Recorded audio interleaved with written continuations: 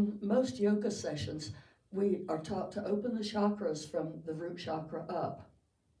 What happens if we get caught in the first, second, or third chakra? We're either in sex, socializing, or power the rest of our life, and it's difficult to break out. What happens if we open the chakras from the top down? Am I human having a spiritual experience, or am I spirit having a human experience? That is important for us to remember, because when we begin to get those little glimmerings, we tend to pass these things off when we get intuitions about past lives or things beyond normal sight. It's so important to stay awake and stay aware and not pass those things by, because those little memories begin to coalesce into a greater memory of who we are, why we have come here, and what our spiritual work truly is on this planet. And each of us has that gift within us. Each of us carries that memory of who and what we are and our divine connection with God. We came here to do work. Our work is, however we do it, to bring light. Because my friend Fred back here, I was out at mental physics working in the office, and Fred came in one day. He was working for Coca-Cola, and he was driving the Coca-Cola truck. And he came in and he says, "What is this place? I've come by here and I feel something." And Fred came into the teachings and was one of my most dedicated students in learning the breath work, which teaches opening the chakras from the top down. So music. Music is one of the things that can help us to remember these past lives. I've been in the book and music business for about 40 years, and I would get demos sent from one of the primary sources of music in the days when they had CDs. And, actually I think it was a cassette in those days. I was listening to this one piece, and I closed my eyes and I could feel the music coursing through my body. And I began to be aware that I was a beautiful young woman in a beautiful yellow dress, and I was going down a stairway in what seemed like it was Czechoslovakia, now the Czech Republic and Slovenia. And I locked eyes with a man down at the base of the stairs, a man that I knew, a man that I loved. And my brother, who owned this beautiful home, was incensed that I would be attracted to this man. And he pushed me down the stairway, the winding stairway. And the man took me, and we went away. And I never saw my brother again until this life. He hadn't changed a bit.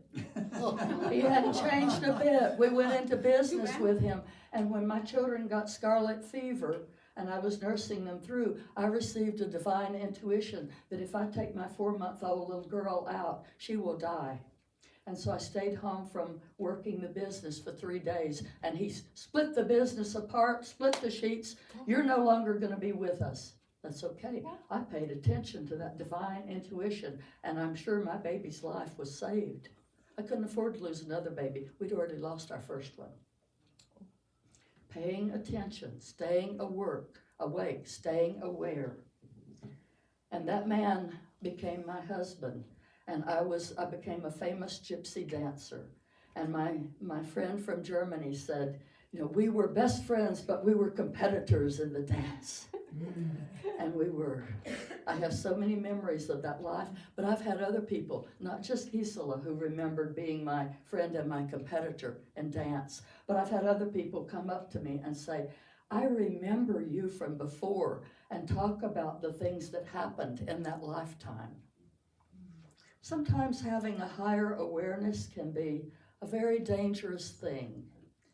A relative of mine, a younger relative in that lifetime, was very jealous of my dance ability.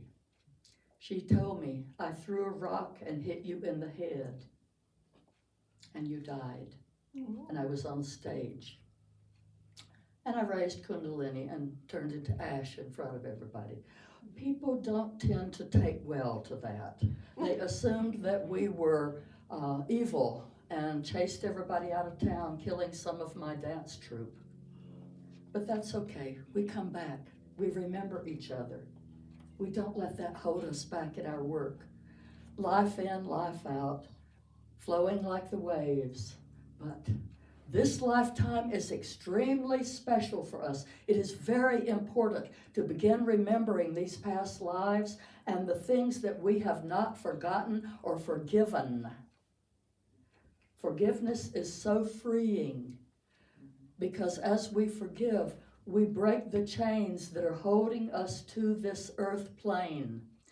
Because many of us will not be coming back a next time here. We are ready for an ascension that will take us into a different dimension where we will continue to work with these people on the earth plane, but we will not be bound here by physical bodies again. So start remembering the little things. You may get little dreams, you may get little flashes of something that happened. And instead of passing it off as a fleeting thought, start to remember. Perhaps journal those little fleeting bits of memory down, and they will begin to come together and weave a beautiful tapestry of who you are and why you are here. Objects that we're attracted to can certainly help us remember.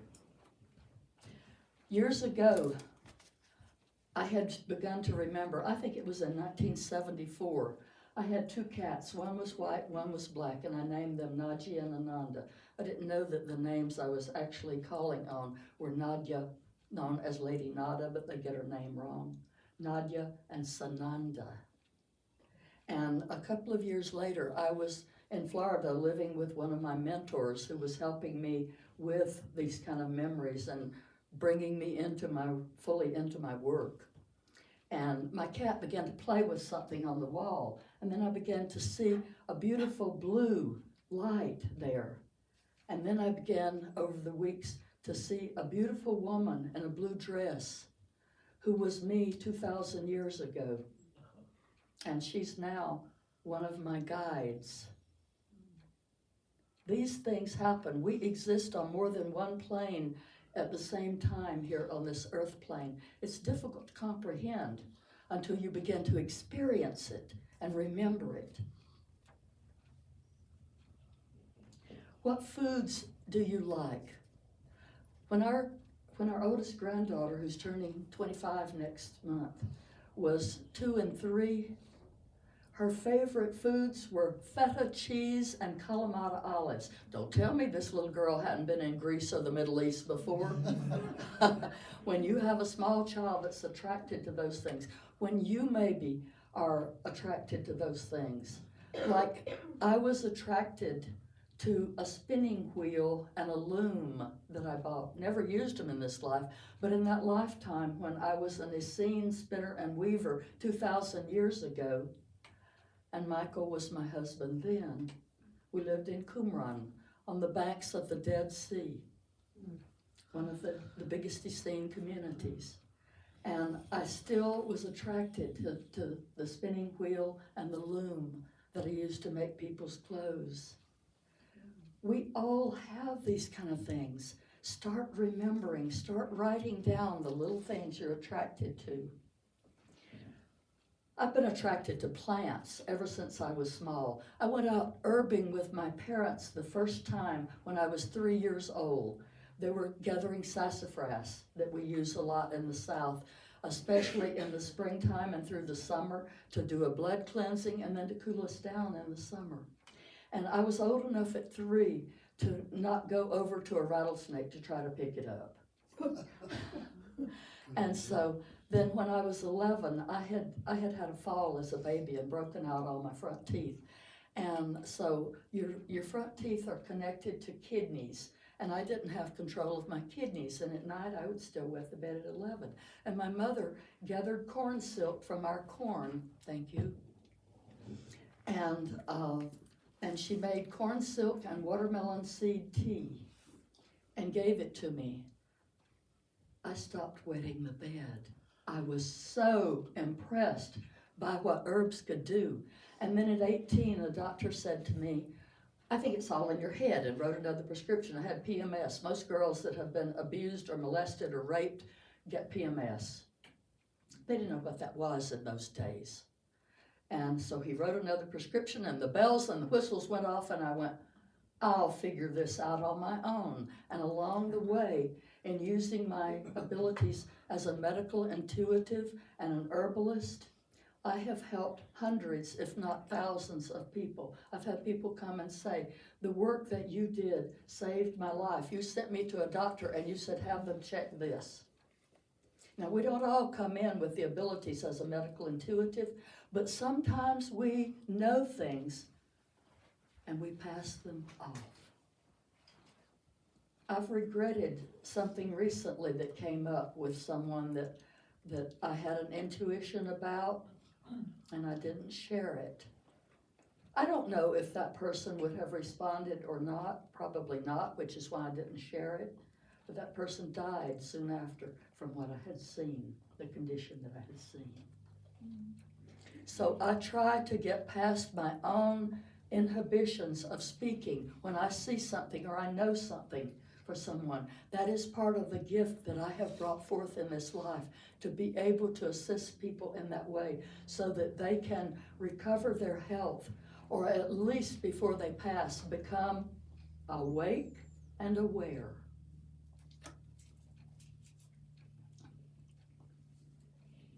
So in that love of plants, I began back in the mid-'80s to see an Apache medicine man here in the Southwest. And he had children around him. Why does this medicine man have children around? He's working with herbs, he's cooking herbs, he's doing things with plants. And I began to be aware that these memories of being an Apache medicine man took many, many, many years to form a beautiful tapestry of the memories that all came together. I was looking for the person that would become my apprentice in studying herbs in that lifetime. I was many years later, probably mid-'90s, I was in Quartzsite, Arizona, and a Native American woman that I was visiting with said, you know, you were hanged in a past life, because I tend to have a turkey throat. And she said, that's often common with people that have been hanged. And along the way, we went to visit a friend in the Cochise stronghold in the southeast mountains of Arizona. I get very emotional with this memory still. And I was walking the pathway where the Union soldiers had been shooting at us, trying to drive us out of the stronghold, the safe place. And I could hear the trees saying to me, welcome home, old friend. Wow.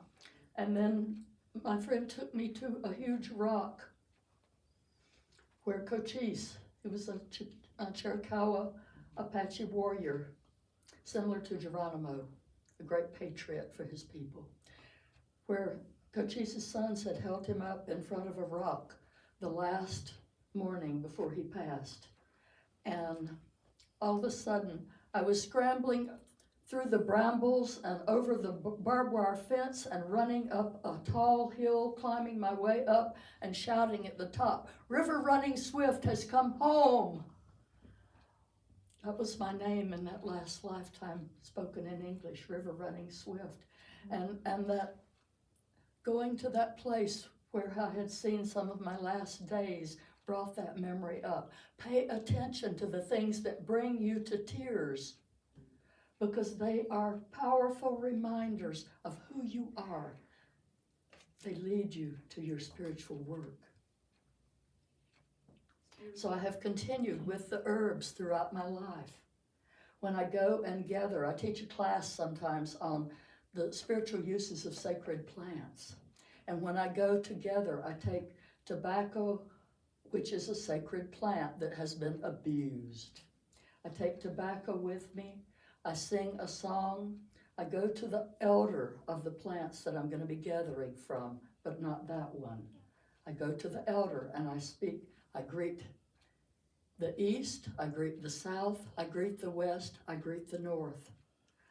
I greet the spirit of that plant, and I offer a little tobacco, and I ask permission to take some of your people that You may help heal the two-leggeds, the four-leggeds, the winged ones, the creepy crawlies, the fishes, all of the creatures on earth, that we may make prayers for them in a good way. And the plants get excited when I come. You can feel the excitement, the electric tension in the air as they're delighted that someone comes. There are certain types of plants that were in danger of not being here much longer. And I have climbed mountainsides to take water to those people, because that's my agreement with them. If you give to me that I may bless all these other people with this herb, I will give back to you. I make prayers that your people will always be strong and have plenty of open space, plenty of rain, plenty of fresh air and sunshine, all the things that your people need to thrive and be in abundance here. Where did I get all of this? Primarily, my spiritual grandmothers have taught me these things. A lot of people are blessed to have a physical mentor. I was blessed that my parents didn't put me in an insane asylum in South Georgia. There were times that my mother said, I thought you were going crazy. But if she had let on with that energy, I would have felt it, and I would have stopped telling her the things I saw. There were times that she would say, oh, you've seen this before, haven't you? You know something about this from before, don't you? And I would just silently nod. I couldn't tell her. She couldn't go the places that I have gone. But I speak to you in hopes that you can, at whatever stage of your life are, that you can still become awake and aware and bring this work forward. It is so needed in this time on this planet now. This planet tends to be a place of darkness, and we are the lights. We are the lights. And we have been blessed with teachings like Science of Mind from Ernest Holmes and Dingley May and Yogananda, who was a friend of theirs, and one that you may not know, Hamid Bey, who came from Egypt bringing Coptic Christianity. These four sat at the dining room table saying, okay, I'm going to teach it from this point of view. I'm going to teach it from that point of view. You're teaching it from over here. And we'll all speak in a way that these people can begin to comprehend who they are and why they have come here. And we'll give them techniques that they can rise above. Sometimes animals can guide us to past life memories. My friend Dee Dee and I an Indian woman, went to Joshua Tree one time looking for a yard sale that we never found, but across the road I saw a horse, and we had just moved to where we are now with a horse corral 26, 27 years ago. And I said, I've got to go see this horse. And I walk up to this horse, and he reached out with his head and pulled me up against his body in a great hug. He was my horse Kashin from before, one of my beloved horses from when I was gypsy. So we are blessed to have these things in our lives. So I think those are the things that I want you to be aware of. Be aware of dance. Be aware of visual things, be aware of music, be aware of objects, be aware of foods and plants and places that we go that begin to stimulate memory for us. I hope you all will search out those memories, because our time on this planet is not much more, and we have great work to continue here. Thank you all.